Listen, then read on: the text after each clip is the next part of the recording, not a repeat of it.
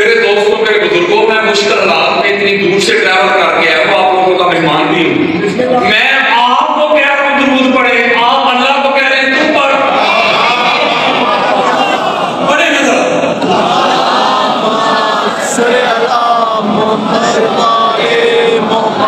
बादशाह जी, मैं रिक्वेस्ट कर रहा हूँ यार, दुरूद पढ़े आप यार, आप पढ़े, आप अल्लाह को कह रहे हैं तू पढ़।